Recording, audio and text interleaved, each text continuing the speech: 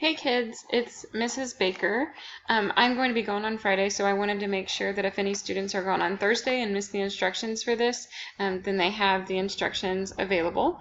And my husband is mowing right now, so I apologize if you hear a weird sound. He is mowing, but I need to get this video done so that we can move on with our plans for the night. So anyways, the website that you're going to use to make your timeline is canva.com, so you'll see that up here. So if you just go to canva.com, then it'll take you to this website. And yes, I do want to use Canva. I don't want to use Microsoft Word or anything like that, just because I like Canva. It's easy, and once you get the hang of it, you'll think it's easy too. And I hope you like it. So when you get signed on, you can try to click the sign in with Google, and then it will register with your Seneca R7 email. I'm actually going to sign in with a different one, and I think I've already used that one. I'm trying to think. I'll use Evan's, my husband's, because I want to be able to show you what it's going to look like when you get logged in. And since I already have accounts, it won't prompt me to those things. Anyways,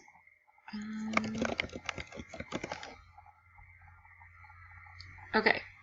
So when you get logged in, just let it do its thing for a minute. It takes a minute to load. Okay, and then when this thing comes up, it's really important that you click out of it, because if you click show me how it's done, then it's going to make you go through this whole tutorial, and it takes forever for it to stop. So anyways, if you hit the green button, then just let it do its thing. It's like a little video. And then you can click on Canva, like I just did, and it takes you to the home screen. So this is what Canva looks like. There's so many different things that you can do on here, and I mean, you just kind of have to play with it to learn how it works. But when on this page, this is the created design page. This is also the home page. So as you create designs, they'll show up down here.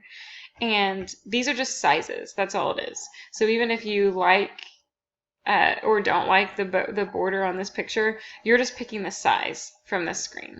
So if you don't like any of the sizes of these, and I'll tell you now, the Facebook cover, it looks like it's going to be the right size for your timeline, but the little Facebook picture is right here, spot for a picture, so that doesn't really make any sense. We don't want that.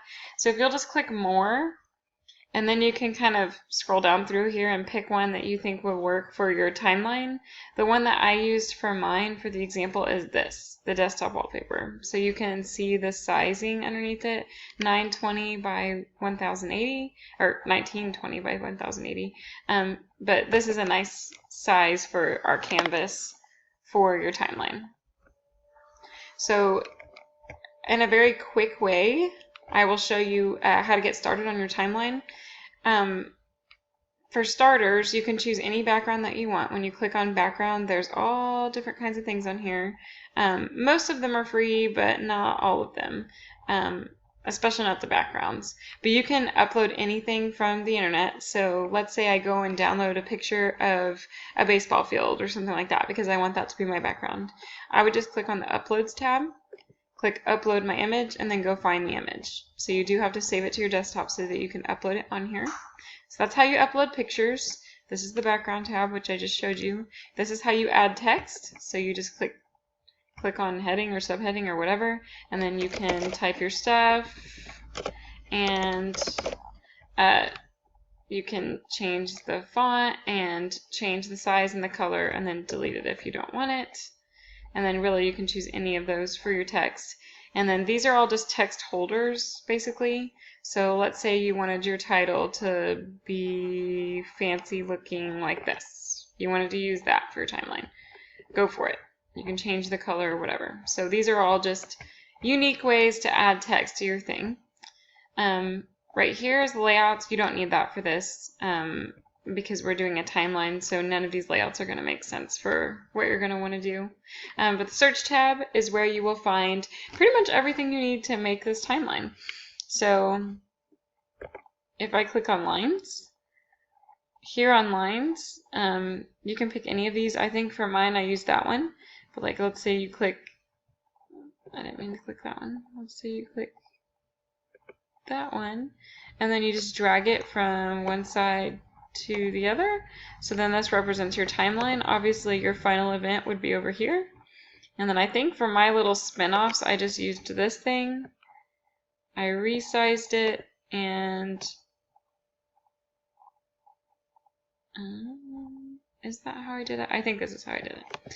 And then I just moved it where it needed to go. Okay, so I would just place these and, you know, rotate it to put it on the top. So I copied it like that. Rotate it. And then put it here. And then I would just copy this one a couple more times and put it throughout the timeline until I had all my events. And then to add the text to it, you would just add your text box and then change it to what you want it to say. And then I do want you to add the pictures. So again, you would find the picture on the internet. Make sure that you Google search PNG, for example. I will show you that really quick. Books PNG. So anything you Google search, add the letters PNG after it.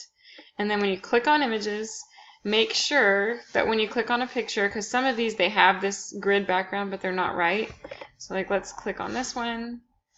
And so when it finally loads, which I think this one's finally loaded, the background's still white. So that one's not going to work for me. What I'm looking for is one like this, where the background has these checkers in it, because that means it's an actual PNG. So when I click View Image, it's going to look like a white background. I'm going to save this image to my computer. I've actually already done this with this exact same image. So anyways, we're going to pretend like I just saved that. And then go to Uploads, upload your images, find it. So I think for here, I think it's in here. Yes, so there's my picture right there. And then now when I put it in, it's not going to have the background. So you can see in here that it's not a stale photo with a square with a white background. So when I plop it on here, I'll stick it right underneath my point. And then if I did have a background on here, and I do want you to have a background, and then see how there's no white behind it. So anyways, the key to that is when you Google search, make sure you add PNG, because that way you can get the images that have blank backgrounds. So that right there is the key. So that's how I want you to do that. Make sure that you have a title, make sure that you have 5 short-term goals, and that you list your long-term goal and pictures for all of them. Thanks for watching.